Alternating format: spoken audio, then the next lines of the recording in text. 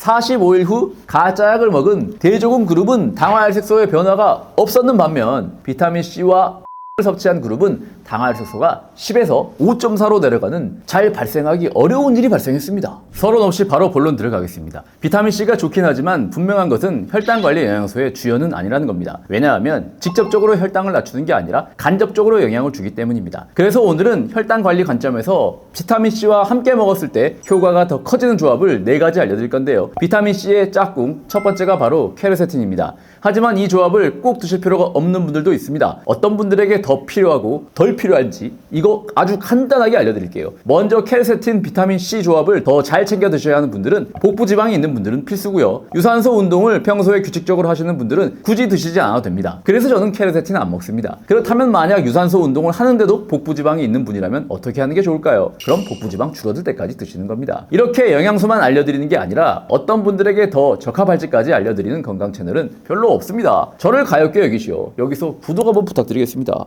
비타민C와 케르세틴을 함께 했을 때 달라지는 점은 첫 번째, 비타민C 단독 섭취보다 인슐린 작용이 더 잘 일어납니다. 비타민C가 항산화 작용을 통해 인슐린 수용체의 기능을 보존할 때 동시에 케르세틴은 우리 몸의 에너지 대사를 조절하는 AMPK라는 효소를 활성화시켜 세포가 포도당을 더 적극적으로 받아들이게 합니다. 즉 비타민C가 인슐린 신호를 잘 전달되게 할 때 케르세틴은 세포가 에너지를 더 잘 쓰게 만드는 데 힘을 보탭니다. 그런데 이런 원리는 궁금하지 않고 뭘 어떻게 먹는지가 더 궁금하신 분들도 있죠. 간단하게 두 번째 원리만 말씀드리고 바로 섭취법 알려드리겠습니다. 두 번째, 혈당 조절이 잘 안 되는 사람들의 몸속에는 만성염증이 존재하는데 두 성분 모두 만성염증을 줄일 때 서로 다른 방식으로 염증을 제어합니다. 케르세틴은 유전자적 차원에서 염증을 유발하는 NF-카파비를 억제하고 비타민C는 항산화 작용을 통해 염증을 유발하는 활성산소를 제거합니다. 이로 인해 혈관 환경이 개선되고 인슐린 저항성도 함께 낮아지는 겁니다. 먹는 방법 간단합니다. 케르세틴은 양파, 사과 껍질, 케일 같은 식품에서 섭취할 수 있는데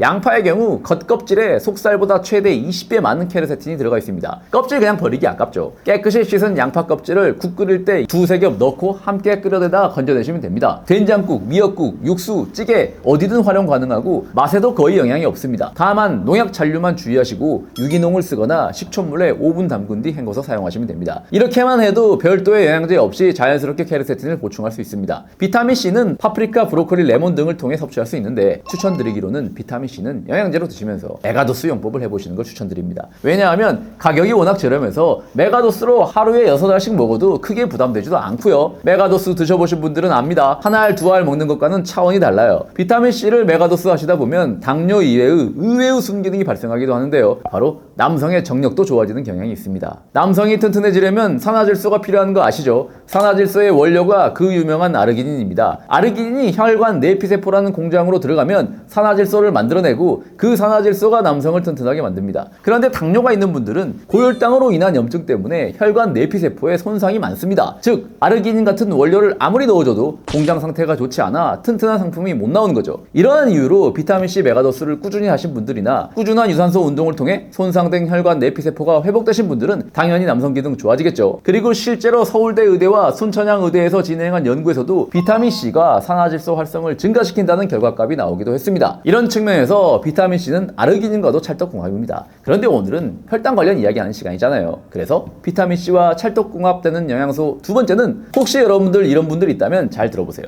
식단 조절도 잘 되고 운동도 하시는데 이상하게 혈당이 잘 안 잡힌다? 피곤함도 쉽게 안 사라진다? 그럴 땐 에너지 대사 문제를 의심해 봐야 합니다. 우리 인체 내에서 에너지를 생산하는 공장 바로 미토콘드리아 공장 문제입니다. 에너지 공장에서 에너지를 제대로 못 만들면 췌장 베타세포가 인슐린을 만들 에너지도 부족하고 이로 인해 근육세포는 포도당을 제대로 써먹지도 못하는 상태가 되는 거죠. 이때 반드시 필요한 영양소가 오늘 알려드릴 비타민C와 찰떡궁합인 코엔자임 큐텐입니다. 코엔자임 큐텐은 미토콘드리아, 즉 세포의 에너지 공장에서 ATP를 만드는데 꼭 필요한 영양소예요. 그런데 문제는 당뇨, 고혈압, 고지혈증 같은 대사질환이 있는 경우 이 코큐텐의 소모 속도는 빨라지고 생산량은 줄어든다는 게 문제입니다. 여기서 비타민C는 코큐텐의 기능을 복원시키는 회복 키트 역할을 합니다. 비타민C는 산화 스트레스를 줄여주고 무엇보다 산화된 코큐텐을 다시 보호해서 다시 작동할 수 있게 도와줍니다. 즉 둘이 같이 있어야 혈당 쓰는 에너지 시스템이 효율적으로 돌아갑니다. 만약 혈당 조절하면서 피로감이 많다? 그럼 첫 번째로 선택하셔야 할 영양소 조합은 비타민C 메가도스와 코엔자임 Q10입니다. 코엔자임 Q10은 육류를 통해 섭취할 수도 있지만 음식으로 들어오는 함량이 너무 낮아서 가급적 영양제를 통해 드시는 것을 추천드리고요. 하루 최소 100mg 드시면 좋습니다. 그런데 따로 평소 피로감이 별로 없어서 코엔자임 Q10은 굳이 안 먹어도 되고 혈당 기능에 보다 직접적인 효과가 나오면 좋겠다 싶으신 분이 계시다면 지금 알려드리는 세 번째 영양소에 집중해주세요. 비타민C와 이 영양소를 함께 섭취했을 때 혈당 강화 효과가 커졌다는 연구가 있습니다. 당뇨 환자를 두 그룹으로 나눠서 비타민C 500mg과 쿠럼을 투약한 그룹과 가짜약을 투약한 대조군 그룹을 45일간 관찰했습니다. 45일 후 가짜약을 먹은 대조군 그룹은 당화혈색소의 변화가 없었는 반면 비타민C와 크롬을 섭취한 그룹은 당화혈색소가 10에서 5.4로 내려가는 잘 발생하기 어려운 일이 발생했습니다. 그런데 사실 실험 일수가 45일밖에 안 된 게 좀 아쉬워서 조금 더 장기적으로 진행한 연구를 찾아봤는데요. 이 연구는 크롬과 비타민C 그리고 비타민 E까지 함께 투약하며 6개월 동안 진행한 연구입니다. 가짜약을 먹은 대조군에서 6개월 후 당화혈색소가 소폭 상승한 반면 비타민C와 크롬, 비타민 E를 섭취한 그룹은 0.7% 감소했습니다. 또한 인슐린 저항성 지표도 대조군에서 상승한 반면 비타민C와 크롬 그리고 비타민 E를 섭취한 그룹의 경우 20% 정도 낮은 결과가 도출되었습니다. 둘 다 분명 효과가 있는 연구 결과이긴 하지만 결과 차이가 너무 크죠. 제가 당뇨와 직접 싸워보지 않았다면 첫 번째 연구를 믿고 싶었겠지만 이거 1% 낮추려고 그동안 했던 제 노력들을 보면 영양제를 45일 먹는다고 한 번에 줄어들면 뭐 이거 말이 안 되잖아요. 그래서 저는 두 번째 나온 연구가 좀 더 현실성이 있지 않나 싶습니다. 크롬과 비타민C를 함께 섭취하면 분명 시너지 효과가 있습니다. 왜냐하면 비타민C가 충분할 경우 크롬이 소장에서 흡수할 때 흡수율이 높아져 생체 이용률이 증가하기 때문입니다. 그리고 그렇게 비타민C로 인해 크롬이 몸으로 잘 흡수되면 될수록 크롬은 근육세포에서 인슐린 신호 전달을 더 잘 촉진하고 포도당 통로를 세포 표면으로 더 원활하게 이동시켜서 포도당 흡수를 촉진하기 때문입니다. 당연히 혈당 조절 더 잘 되겠죠. 그렇다면 우리는 이렇게 유익한 크롬을 보충하려면 어떤 음식을 보충하면 좋을까요? 우리가 섭취하는 음식 중에 크롬 함량이 높은 음식을 나열하자면 그나마 브로콜리가 가장 함량이 많이 들어있는데 문제는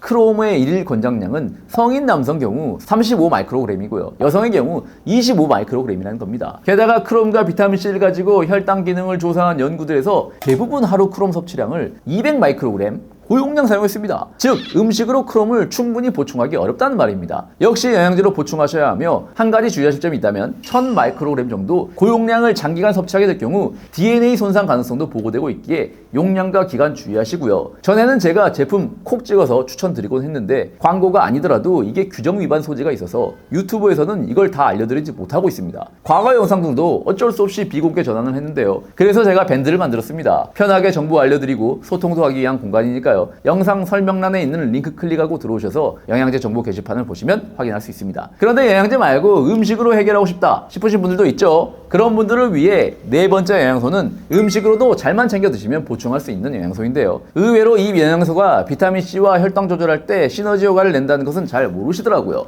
바로 마그네슘입니다. 공복혈당이나 식후혈당 상승에 생각보다 많은 역할을 차지하는 게 바로 스트레스인데요. 스트레스 호르몬이 과다 분비되면 마그네슘 소모량이 급격하게 늘어납니다. 그리고 이 마그네슘이 부족해지면 인슐린이 세포와 제대로 소통하지 못하게 되고 그 결과 혈당 조절이 어려워지기 때문에 제가 혈당 영양소 이야기할 때 항상 말씀드리곤 하던 영양소가 바로 마그네슘입니다. 비타민C는 스트레스 환경에서 부신 기능을 도와 스트레스 호르몬을 안정적으로 조절해주고 마그네슘은 그 상황에서 세포가 혈당을 받아들이는 시스템을 보다 안정적으로 작동시킵니다. 마그네슘은 영양제로 섭취하시는 것도 괜찮은데요. 식습관이 괜찮으신 분들이라면 평소에 잡곡, 두부, 시금치, 아보카도, 견과류 같은 텁텁한 맛을 내는 음식들을 자주 섭취해 주시면 됩니다. 오늘은 만능 영양소 비타민C와 함께할 때 시너지 효과가 나온 영양소들을 알아봤습니다. 구슬이 서말이어도 꿰매야 보배이고 비타민C 이왕 드시는 거 여러분들의 상황에 맞게 잘 골라 드셔보시면 장기적으로 좋은 결과 있으실 겁니다. 그럼 다음 시간에 더 건강해져서 만나요.